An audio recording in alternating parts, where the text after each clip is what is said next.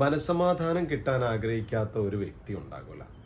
സമാധാനം കിട്ടണം, സന്തോഷം കിട്ടണം, ഒരാഹ്ലാദകരമായ ജീവിതം നയിക്കണം. നിലവിലുള്ള സാഹചര്യങ്ങളിൽ വലിയ മാറ്റങ്ങളൊന്നും സൃഷ്ടിക്കാൻ നമുക്ക് കഴിയൂല. എന്നിരിക്കെ നമുക്ക് സന്തോഷം കിട്ടണ്ടേ, സമാധാനം കിട്ടണ്ടേ? അതേക്കുറിച്ചാണ് ഇന്ന് ഞാൻ പറയാൻ ആഗ്രഹിക്കുന്നത്. പലർക്കും സമാധാനം ഇല്ലാത്തതുകൊണ്ട്, സങ്കടകരമായ അനുഭവങ്ങൾ ഉള്ളതുകൊണ്ട് ഉറങ്ങാൻ പറ്റുന്നില്ല, ഉറങ്ങാൻ കഴിയുന്നില്ല, സന്തോഷിക്കാൻ പറ്റുന്നില്ല. അതിനുള്ളൊരു പരിഹാരം എന്താണ് എന്നതാണ് ഇന്നത്തെ എൻ്റെ വിഷയം. എത്ര നിരാശാപൂർണമായ അവസ്ഥയിലൂടെ കടന്നു പോകുന്ന ഒരാൾക്കും, എത്ര ദുരിതപൂർണമായ ജീവിതാവസ്ഥകൾ നേരിട്ടുകൊണ്ടിരിക്കുന്ന ഒരാൾക്കും ജീവിതത്തിൽ സന്തോഷം കണ്ടെത്താൻ കഴിയും. ജീവിതം മുന്നോട്ട് കൊണ്ടുപോകാൻ നമുക്ക് സാധിക്കണമെങ്കിൽ ഏത് പ്രതിസന്ധികളെയും നേരിടാനുള്ള മനോബലം നമുക്കുണ്ടായിരിക്കേണ്ടതുണ്ട്.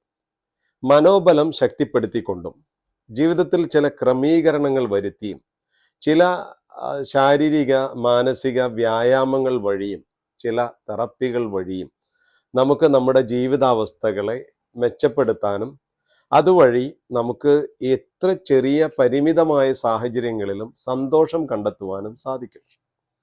അങ്ങനെ സാധിക്കണം ഓരോ വ്യക്തിക്കും. എത്ര ചെറിയ കുടിലുകളിലാണെങ്കിലും എത്ര വലിയ കൊട്ടാരങ്ങളിലാണെങ്കിലും സന്തോഷം ഉണ്ടാവും, ദുഃഖം ഉണ്ടാവും. നല്ല കളിയും ചിരിയുള്ള ചെറിയ കുടിലുകളും നമുക്ക് കാണാൻ സാധിക്കും. വലിയ വിഷമങ്ങളുള്ള വലിയ കൊട്ടാരങ്ങളും നമുക്ക് കാണാൻ സാധിക്കും. അപ്പം മനുഷ്യൻ പ്രശ്നങ്ങളെ എങ്ങനെ സമീപിക്കുന്നു എന്നതാണ് സന്തോഷത്തിന്റെ അടിസ്ഥാനം. ഒരു ഉദാഹരണം പറഞ്ഞാൽ, നമ്മൾ പണ്ടെന്നോ കഴിഞ്ഞുപോയ വേദനാജനകമായ അപമാനകരമായ സാഹചര്യങ്ങളെ, അനുഭവങ്ങളെ നമ്മൾ ഇന്നും മനസ്സിലേറ്റി നടക്കുന്നുണ്ടെങ്കിൽ അവിടെ ജീവിതത്തിൽ ഒരു വെളിച്ചം ഉണ്ടാകൂല, ജീവിതത്തിൽ ഒരു സന്തോഷം ഉണ്ടാകൂല. കാരണം അയാളുടെ മനസ്സ് നിറയെ ഇങ്ങനെ വേദനാജനകമായ സംഭവങ്ങൾ, ദുഃഖകരമായ സംഭവങ്ങൾ, അപമാനകരമായ സംഭവങ്ങൾ, ഇങ്ങനെയുള്ള കാര്യങ്ങൾ ഇങ്ങനെ നിറഞ്ഞു കിടക്കുകയാണ്. അയാൾ യഥാർത്ഥത്തിൽ മുന്നോട്ട് പോകുന്നത് പിന്നോട്ട് നോക്കിക്കൊണ്ടാണ്. അയാളുടെ കണ്ണും മനസ്സും നട്ടിരിക്കുന്നത് ഓർക്കാൻ ഇഷ്ടപ്പെടാത്ത വിഷമകരമായ അയാളുടെ പാസ്റ്റ് എക്സ്പീരിയൻസിലാണ്, അനുഭവങ്ങളിലാണ്, കഴിഞ്ഞുപോയ അനുഭവങ്ങൾ. ഈ കഴിഞ്ഞുപോയ അനുഭവങ്ങളിൽ ഓർമ്മകളെ ആങ്കർ ചെയ്ത് അതിൽ കെട്ടിയിട്ടിട്ട് ജീവിക്കാൻ ശ്രമിക്കുന്നവർക്ക് സന്തോഷം കണ്ടെത്താൻ പ്രയാസമാണ്. അപ്പോൾ നമ്മൾക്ക് സന്തോഷം ഉണ്ടാകണം എന്ന് നമ്മൾ ആഗ്രഹിക്കുന്നുണ്ടെങ്കിൽ തീർച്ചയായും നമ്മൾ ചില തന്ത്രങ്ങൾ പ്രയോഗിക്കേണ്ടതുണ്ട്, ചില ടിപ്സ് പ്രയോഗിക്കേണ്ടതുണ്ട്, ചില നടപടികളിലേക്ക് നമ്മൾ കടക്കേണ്ടതുണ്ട്, ചില പ്രായോഗികമായ പരിശീലനങ്ങൾ നമ്മൾ നടത്തേണ്ടതുണ്ട്. ഇപ്പോൾ മാനസികമായ വിഷമങ്ങൾ കാരണം, മനസ്സിന്റെ പ്രയാസങ്ങൾ കാരണം ശാരീരിക രോഗങ്ങൾ ഉണ്ടാവാറുണ്ട്. വലിയ വലിയ പ്രയാസങ്ങൾ ഉണ്ടാക്കുന്ന ചുമ, ഛർദി, ശ്വാസം പോവുക, ബോധം പോവുക, ഇത് ഇടയ്ക്കിടെ ബോധം പോയിക്കൊണ്ടിരിക്കുക, ഇങ്ങനെയുള്ള സംഭവങ്ങൾ തൊട്ട് സന്ധിവേദന, അൾസർ, തലവേദന, നെഞ്ചുവേദന, ഇങ്ങനെയുള്ള സംഭവങ്ങളൊക്കെയും മാനസികമായ പ്രയാസങ്ങൾ കൊണ്ട് ഉണ്ടാകും. മനസ്സിൽ കുറേ കാര്യങ്ങൾ നമ്മൾ അടക്കി പിടിച്ച് ഇങ്ങനെ ജീവിക്കാൻ ശ്രമിച്ചാൽ, നമ്മളൊന്നും പുറത്ത് പറയുന്നില്ല, നമ്മുടെ മനസ്സിനെ നമ്മൾ വെന്റിലേറ്റ് ചെയ്യുന്നില്ല, അങ്ങനെയാണെങ്കിൽ അത് ഇത്തരം ചില സിംറ്റംസ്, ചില ലക്ഷണങ്ങൾ കാണിച്ചുകൊണ്ട് പുറത്തേക്ക് വരും. ചിലപ്പോൾ അയാളുടെ സ്വഭാവം തന്നെ പഴയ അവസ്ഥയിൽ നിന്ന് ഒരുപാട് മാറിപ്പോയിട്ടുണ്ടാകും. കാരണം അയാൾ നിരന്തരം അനുഭവിച്ചുകൊണ്ടിരിക്കുന്ന ചുറ്റുപാടുകൾ അങ്ങനെയാണ്. ഈ ചുറ്റുപാടുകളോട് ഒരു തരം റിയാക്റ്റീവ് ബിഹേവിയർ അയാൾക്ക്, ആ വ്യക്തിക്ക് ഡെവലപ്പ് ആവും.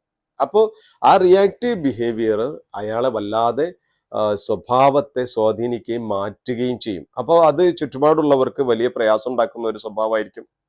അപ്പോൾ ഒരാളുടെ സ്വഭാവം മാറിയാൽ എന്താ കുഴപ്പം? അയാളുടെ ചുറ്റുപാടുകൾ ഉള്ള ആളുകൾക്ക് അത് ബുദ്ധിമുട്ടുണ്ടാക്കും. അപ്പൊ അവരൊക്കെ ഇയാളിൽ നിന്ന് അകന്നു പോകും. അപ്പൊ കുടുംബ ബന്ധങ്ങളെ അത് ശിഥിലമാക്കും, അത് ഭാര്യ ഭർത്തൃ ബന്ധങ്ങളെ ശിഥിലമാക്കും, പാരൻസും മക്കളും തമ്മിലുള്ള ബന്ധങ്ങളെ ശിഥിലമാക്കും, ടീച്ചേഴ്സും കുട്ടികളും തമ്മിലുള്ള ബന്ധത്തെ ശിഥിലമാക്കും. അങ്ങനെ പല പ്രശ്നങ്ങൾക്കും അത് കാരണമാകും. അപ്പോൾ ഇതിനെന്താ പരിഹാരം? ഒരു വ്യക്തിക്ക് സ്വഭാവപരമായ മാറ്റങ്ങൾ കൊണ്ടുവരാൻ കൗൺസിലിങ്ങിലൂടെ സാധിക്കും. കൗൺസിലിംഗ് ഇഫക്റ്റീവായിട്ട് അത് ചെയ്യുകയാണെങ്കിൽ അയാളുടെ സോഫ്റ്റ്വെയർ തന്നെ ചേഞ്ച് ചെയ്ത് അയാളുടെ സ്വഭാവത്തിൽ വലിയ മാറ്റങ്ങൾ കൊണ്ടുവരാൻ സാധിക്കും. അത് അയാൾക്കും ആശ്വാസമായിരിക്കും, അയാളുടെ ചുറ്റുപാടുള്ളവർക്കും ആശ്വാസകരമായിരിക്കും. അതുപോലെ തന്നെ പല രോഗാവസ്ഥകളിലൂടെയും കടന്നു പോകുന്ന ആളുകൾ, അവര് പല പരിശോധനകളും നടത്തിയിട്ട് അവർക്ക് ശാരീരികമായി ഒരു കുഴപ്പമില്ല, പക്ഷേ അയാൾക്ക് ചുമയുണ്ട്, ഛർദിയുണ്ട്, അല്ലെ വയറുവേദന ഉണ്ട്, കുട്ടികൾക്ക് വയറുവേദന കാണാൻ പറ്റും, ചിലപ്പോൾ ഛർദി കാണാൻ പറ്റും, ചിലപ്പോൾ ഒരു തരം പേടി, ഒറ്റയ്ക്ക് കിടക്കാൻ പേടി, ഇരുട്ടിനെ പേടി, ചില ജീവികളെ പേടി, ചിലർക്ക് ചില കുട്ടികൾക്ക് ചില മോഷണ സ്വഭാവങ്ങൾ, ഈ ചിലർക്ക് പിന്നെ പ്രായം കഴിഞ്ഞിട്ടും ബെഡിൽ മൂത്രമൊഴിക്കുന്ന സ്വഭാവം, ഇങ്ങനെ പല തരത്തിലുള്ള കാര്യങ്ങൾ നമുക്ക് കാണാൻ പറ്റും. ഇതൊക്കെ ആദ്യഘട്ടം നിലക്ക് കൗൺസിലിങ്ങും തെറപ്പികളും ഒക്കെ നടത്തി കഴിഞ്ഞാൽ പരിഹരിക്കാൻ കഴിയുന്നതായിരിക്കും. അത്ഭുതകരമായ മാറ്റങ്ങൾ ഉണ്ടാക്കാൻ കഴിഞ്ഞിട്ടുണ്ട് എന്നതുകൊണ്ട് അനുഭവങ്ങളിൽ നിന്നാണ് ഞാനിത് പറയുന്നത്. ചുമയുള്ള തുടർച്ചയായിട്ട് ഹോസ്പിറ്റലുകളിൽ നിന്ന് മരുന്ന് കഴിച്ചുകൊണ്ടിരുന്ന, വിവിധ ഹോസ്പിറ്റലുകളിൽ മാറി മാറി പോയിക്കൊണ്ടിരുന്ന ചുമയുള്ള ആൾക്ക്, ഛർദിയുള്ള ആൾക്ക് ഒക്കെ അത് മാറ്റിക്കൊടുക്കാൻ ഒറ്റ സിറ്റിംഗ് കൊണ്ട് തന്നെ അത് മാറ്റിക്കൊടുക്കാനൊക്കെ കഴിഞ്ഞിട്ടുണ്ട്. കാരണം ഇവരൊക്കെ അനുഭവിക്കുന്ന ഒരു ഭയങ്കരമായ മാനസിക പ്രയാസങ്ങൾ അവരുടെ ഉള്ളിലുണ്ടായിരുന്നു, അവർ ഒതുക്കി പിടിച്ചിരുന്ന. അപ്പൊ ആ പ്രശ്നങ്ങൾ കണ്ടെത്തി അവയ്ക്കുള്ള പരിഹാരം എന്താണെന്ന് കണ്ടെത്തുന്നതോടെ ആ വ്യക്തിയെ അതുമായിട്ട് താതാത്മ്യം പ്രാപിക്കുവാൻ അയാളെ പാകപ്പെടുത്തുന്നതിലൂടെ ആ പ്രശ്നത്തെ മറികടക്കുവാൻ അയാൾക്ക് ആവശ്യമായ മനോബലം സൃഷ്ടിക്കുന്നതിലൂടെ, അതുപോലെ ചില വ്യായാമങ്ങളിലൂടെയൊക്കെ ഇത്തരം കാര്യങ്ങളിൽ വലിയ മാറ്റങ്ങൾ സൃഷ്ടിക്കാൻ നമുക്ക് സാധിക്കാറുണ്ട്. അപ്പൊ ചിലർക്കൊരു ധാരണയുണ്ട് ഈ കൗൺസിലിംഗ് എന്ന് പറയുന്നത് ആർക്കുള്ളതാണ്, മാനസിക രോഗികൾക്കുള്ളതാണല്ലോ. അപ്പൊ ഈ കൗൺസിലിങ്ങിന് പോകുക എന്ന് പറയുന്നതൊക്കെ വളരെ മോശമായ ഒരു കാര്യമായിട്ട് ചിലർക്ക് ഒരു ധാരണ ഉണ്ട്. സത്യത്തിൽ അങ്ങനെ ഒന്നുമില്ല. എല്ലാവർക്കും ഗുണമുള്ളതാണ് കൗൺസിലിംഗ്, എല്ലാവർക്കും വിധേയമാകാവുന്ന ഒരു കാര്യമാണ്. ഇപ്പൊ കൗൺസിലിംഗ് നടത്തുന്ന കൗൺസിലേഴ്സ്, ഞാൻ ഉൾപ്പെടെ ഉള്ള കൗൺസിലേഴ്സിനും ഡോക്ടേഴ്സിനും സൈക്യാട്രിസ്റ്റുകൾക്കും പ്രൊഫഷണൽസിനും ഉദ്യോഗസ്ഥന്മാർക്കും ഒക്കെ കൗൺസിലിംഗ് ഗുണം ചെയ്യും. ഏതൊരു വ്യക്തിക്കും കൗൺസിലിംഗ് ഗുണം ചെയ്യും. കാരണം അയാളിൽ മറ്റുള്ളവർക്ക് അഡ്ജസ്റ്റ് ചെയ്യാൻ കഴിയാത്ത, അല്ലെങ്കിൽ അയാൾക്ക് തന്നെ നിരന്തര ബുദ്ധിമുട്ടുകൾ ഉണ്ടാക്കിക്കൊണ്ടിരിക്കുന്ന ചില സ്വഭാവവിശേഷങ്ങളെ മാറ്റിയെടുക്കാൻ ഇതുകൊണ്ട് സാധിക്കും. അയാൾക്ക് അതേക്കുറിച്ച് ചില ഉൾവിളികൾ ഉണ്ടാക്കാനും ചില ബോധം ഉണ്ടാക്കിയെടുക്കാനും അതിന് മാറ്റാനുള്ള ചില ടെക്നിക്സിലേക്കൊക്കെ അയാളെ കൊണ്ടുവരുന്നതോടെ അയാൾ കാലങ്ങളായിട്ട് ബുദ്ധിമുട്ടുന്ന ഒരു കാര്യത്തിൽ നിന്ന് രക്ഷപ്പെടുകയാണ്. അത് അയാൾക്ക് വളരെ സന്തോഷം നൽകുന്ന ഒരു കാര്യമായിരിക്കും. അപ്പൊ അപ്രകാരം അത് മാറ്റിയെടുക്കാൻ കഴിയുന്നത് കൊണ്ട് അവർക്കൊക്കെ അത് ഗുണമുള്ള കാര്യമാണ്. സൈക്കാട്രി പേഷ്യൻസ്, രോഗികളായ ആളുകൾക്ക് മെഡിസിനിലേക്ക് പോകുന്നതാണ് മിക്കവാറും ഫലപ്രദമായ ചികിത്സ എന്ന് പറയുന്നത്. അത് വേണ്ടി വരും. പക്ഷെ സൈക്കാട്രിക് രോഗിയാണോ അല്ലേ ഇയാൾ എന്ന് നിശ്ചയിക്കുന്നതിന് വേണ്ടിയിട്ട് സൈക്കോളജിസ്റ്റുകളെ, കൗൺസിലേഴ്സിനെ കാണുന്നത് നല്ലതായിരിക്കും. അതുപോലെ തെറാപ്പിസ്റ്റുകളെ കാണുന്നത് നല്ലതായിരിക്കും. അതൊക്കെ കഴിഞ്ഞതിന് ശേഷം മരുന്നിലേക്ക് പോകുന്നതായിരിക്കും അത്തരം കേസുകളിൽ തന്നെ നല്ലത്. ഈ മരുന്ന് കഴിക്കുന്ന രോഗികൾ വലിയ ബുദ്ധിമുട്ടുകൾ അനുഭവിക്കുന്നുണ്ട്. ഈ മരുന്ന് കഴിക്കുന്ന രോഗികൾക്കും കൗൺസിലിങ്ങും തെറാപ്പികളും ഒക്കെ ആവശ്യമാണ്. ഇതിനൊക്കെയുള്ള സംവിധാനങ്ങൾ ഇന്നുണ്ട്, അതൊക്കെ ചെയ്തുകൊണ്ടിരിക്കുന്നുണ്ട് മിക്ക ആളുകളും. പക്ഷെ എന്നാലും പലർക്കും ഇതേക്കുറിച്ച് അറിവില്ലാത്തത് കൊണ്ട് ജീവിതത്തിൽ ഒരു സന്തോഷവും കണ്ടെത്താതെ, ഒരു വെളിച്ചവും ഇല്ലാതെ, സാഹചര്യങ്ങൾക്ക് അടിപ്പെട്ട് അങ്ങനെ എങ്ങനെയൊക്കെയോ ജീവിതം തള്ളി നീക്കുന്ന ഒരുപാട് ആളുകളെ നമുക്ക് കാണാൻ സാധിക്കും. അവർക്ക് വേണ്ടിയാണ് ഞാൻ ഇന്ന് ഈ കാര്യം പറഞ്ഞുകൊണ്ടിരിക്കുന്നത്. ഏതൊരു വ്യക്തിയും കൗൺസിലിങ്ങിന് വിധേയമാകുന്നത് വഴി അയാൾക്ക് ഗുണം ചെയ്യും. ഇപ്പോൾ ചെറിയ കുട്ടികളെ നമുക്ക് കാണാൻ സാധിക്കും. അവർ നന്നായി പഠിച്ചുകൊണ്ടിരുന്ന ചില കുട്ടികൾ ചിലപ്പോൾ പഠിക്കാതെയാവും. അവർക്ക് കൗൺസിലിംഗ് വലിയ ഗുണം ചെയ്യും. അതുപോലെ ഭയങ്കര വാശിയും ദേഷ്യവും ഒക്കെ പ്രകടിപ്പിക്കുന്ന കുട്ടികൾ, അവർക്ക് കൗൺസിലിംഗ് ഗുണം ചെയ്യും. ചില ദുശ്ശീലങ്ങൾക്ക് അടിപ്പെട്ടു പോയ ആളുകൾക്ക് ഒരു കൗൺസിലിംഗ് ഗുണം ചെയ്യും. ക്രമരഹിതമായ പഠന രീതികൾ മുന്നോട്ട് കൊണ്ടുപോകുന്ന ആളുകൾക്ക്, അവർക്ക് അതിൽ ചില ക്രമീകരണങ്ങൾ കൊണ്ടുവരാൻ സാധിക്കും. ആകെ ഡിസോർഡറായ ജീവിതം നയിക്കുന്ന, റൂമിലും വീട്ടിലും ഒക്കെ ഒരു സിസ്റ്റം ഇല്ലാത്ത അങ്ങനത്തെ ആളുകൾക്ക് അവരെ സിസ്റ്റമാറ്റിക് ആക്കി എടുക്കുവാൻ സാധിക്കും. ഒരു സമയനിഷ്ഠയും അതുപോലുള്ള ഗുണപരമായ കാര്യങ്ങളില്ലാത്ത ആളുകൾക്ക് അതുണ്ടാക്കിയെടുക്കുവാൻ കൗൺസിലിംഗ് വഴി സാധിക്കും. അപ്പൊ ഇതൊക്കെ ചെയ്യുമ്പോൾ ഇതൊക്കെ ഉപദേശിച്ചുണ്ടാക്കലാണോ? ഒരിക്കലും അല്ല. ഉപദേശം തന്നെ കൗൺസിലിങ്ങിലില്ല. കൗൺസിലിംഗ് എന്ന് പറഞ്ഞ ഉപദേശമേ അല്ല. ഉപദേശിച്ചു കഴിഞ്ഞാൽ അത് നേരെ ഓപ്പോസിറ്റ് ഫലമാണ് അതിനുണ്ടാവുക. ചില ആളുകൾ ഉപദേശിക്കാൻ വേണ്ടിയിട്ട് കുട്ടികളെയോ അല്ലെങ്കിൽ ഭാര്യയെയോ ഭർത്താവിനെയോ ഒക്കെ മറ്റുള്ളവരുടെ അടുത്തേക്ക് കൊണ്ടുവന്ന് കാണാൻ പറ്റും. ഒന്ന് ഉപദേശിച്ചു നോക്കി എന്ന് പറയും. ഉപദേശിക്കാൻ പാടില്ല. ഉപദേശമൊക്കെ അവരെമ്പാട് കേട്ടിട്ടുണ്ടാവും. അവർ കേട്ട് മടുത്തതും അവർക്ക് ഇഷ്ടമില്ലാത്തതുമായ ഒരു കാര്യമായിരിക്കും ഉപദേശം. അപ്പൊ ഉപദേശിക്കുക എന്നത് അതിനുള്ള ഒരു മാർഗമേ അല്ല. മറിച്ച് ഒരു കണ്ണാടി പിടിക്കലാണ് ആവശ്യം, വഴികൾ കണ്ടെത്തുകയാണ് ആവശ്യം, കൂട്ടായ ചർച്ചകളിലൂടെ കണ്ടെത്തുകയാണ് പരിഹാരങ്ങൾ.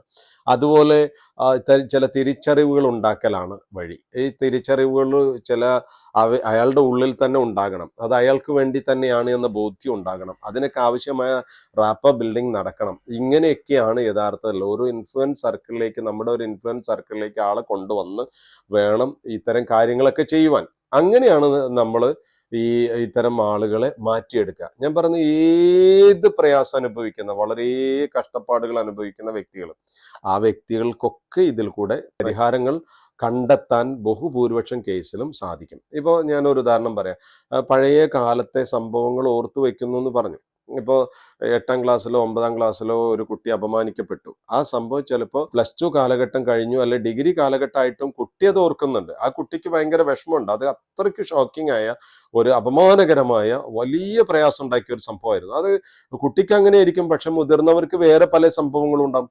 ഇത്തരം സംഭവങ്ങളൊക്കെ മനസ്സിൽ ഇങ്ങനെ കൊണ്ട് നടക്കുമ്പോൾ ഞാൻ പറഞ്ഞല്ലോ, സന്തോഷം കണ്ടെത്താൻ പറ്റില്ല എന്നല്ല. ആ സന്തോഷം കണ്ടെത്തുന്ന വഴിയിലേക്ക് അയാളെ കൊണ്ടെത്തുന്നത് ഈ അനുഭവങ്ങളിൽ നിന്ന് അയാളുടെ മനസ്സിനെ മുക്തമാക്കിയിട്ടാണ്. ആ അനുഭവങ്ങളിൽ നിന്ന് അയാളെ സ്വതന്ത്രമാക്കുകയാണ്. അത് ഞാൻ പറഞ്ഞത്, ബാക്കോട്ട് നോക്കിയിട്ട് മുന്നോട്ട് നടക്കേണ്ട, അത് മുന്നോട്ട് പോവാം. പുതിയ കാര്യങ്ങളുണ്ട്. എല്ലാവരും മറന്നു കഴിഞ്ഞു.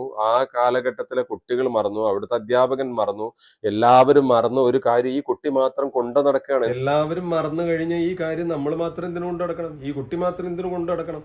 അപ്പൊ എല്ലാവരും മറന്നു കഴിഞ്ഞ, കാലം തന്നെ മാറിക്കഴിഞ്ഞ, ഒരു തരത്തിൽ നമുക്ക് ഇന്ന് ഗുണമില്ലാത്ത ആ കാര്യങ്ങളെ മറന്നു കളയുക, അതിനെ വിട്ട് കളയുക, അതിനെ മനസ്സിൽ നിന്ന് എടുത്തെറിയുക. അതുവഴി മുന്നിലുള്ള കാര്യങ്ങളിലേക്ക് ആലോചന കൊണ്ടുപോവുക. പുതിയ കാര്യങ്ങൾ മുന്നോട്ട് എങ്ങനെ കൊണ്ടുപോകാമെന്ന് ആലോചിക്കുക.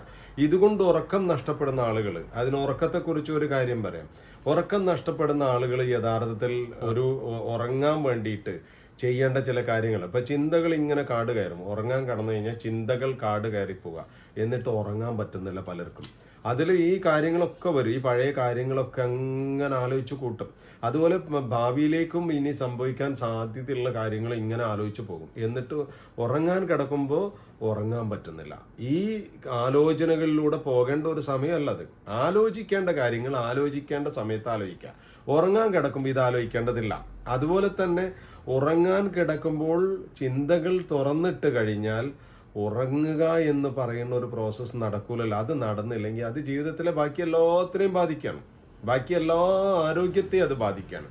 അതുകൊണ്ട് കൃത്യമായിട്ട് ഉറങ്ങാൻ കഴിയണം, സ്വസ്ഥമായിട്ട് ഉറങ്ങാൻ കഴിയണം.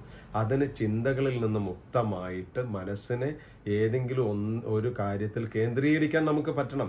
ഒന്നുമില്ലെങ്കിൽ നമ്മുടെ ശ്വാസത്തെ മാത്രം കേന്ദ്രീകരിച്ചുകൊണ്ട് ഉറങ്ങാൻ കിടന്നാൽ തന്നെ, ശ്വാസം മാത്രം കേട്ടുകൊണ്ട് അങ്ങനെ ശ്വാസത്തിൽ മാത്രം ശ്രദ്ധിച്ചുകൊണ്ട് അങ്ങനെ ഉറങ്ങാൻ കിടന്നാൽ തന്നെ ശരീരം അങ്ങനെ തളർത്തിയിട്ട് മരം വെട്ടിട്ടതുപോലെ ശരീരം ഇട്ടിട്ട് കിടക്കണം. അങ്ങനെ കിടന്നിട്ട് ശ്വാസത്തിലേക്ക് മാത്രം ശ്രദ്ധിച്ച് കിടന്നാൽ തന്നെ ഉറക്കം വരും.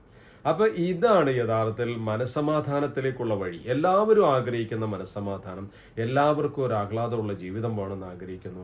അതിന് നമ്മുടെ അടുത്ത് തന്നെ വഴികളുണ്ട്. ആ വഴികളല്ലാതെ എൻ്റെ ജീവിതം ഇതായിപ്പോയല്ലോ അതായിപ്പോയല്ലോ എന്ന് ആലോചിച്ച് പരിഭവിച്ച് വിഷമിച്ച് സങ്കടപ്പെട്ട് ജീവിക്കാൻ ശ്രമിക്കുന്ന ഒരാൾക്ക് ഒരിക്കലും സന്തോഷം കണ്ടെത്താൻ കഴിയില്ല. അങ്ങനെ ജീവിക്കുന്നു എന്നതുകൊണ്ട് മറ്റുള്ളവരുടെയൊക്കെ സാധാപൊക്കെ പിടിച്ചു പറ്റിയിട്ട് എന്തോ നേടിക്കളയാന്ന് ആരും വ്യാമോഹിക്കേണ്ടതില്ല. കാരണം ഓരോരുത്തർക്കും അവരുടേതായ പ്രശ്നങ്ങളുണ്ട്, അവരവരുടേതായ സങ്കടങ്ങളുണ്ട്. അവരവരുടെ ലോകത്തായിരിക്കും, അവരവരുടെ കഷ്ടപ്പാടിന്റെ പ്രയാസങ്ങളുടെയും ലോകത്തായിരിക്കും. അതുകൊണ്ട് ആരിൽ നിന്നും അങ്ങനെ കാര്യങ്ങൾ പ്രതീക്ഷിക്കേണ്ടതുമില്ല. നമുക്കാവട്ടെ നമ്മുടെ സന്തോഷം നമുക്ക് തന്നെ സൃഷ്ടിച്ചെടുക്കുകയും ചെയ്യാം. എല്ലാവർക്കും അതിന് സാധിക്കട്ടെ എന്ന് പ്രാർത്ഥിക്കുന്നു.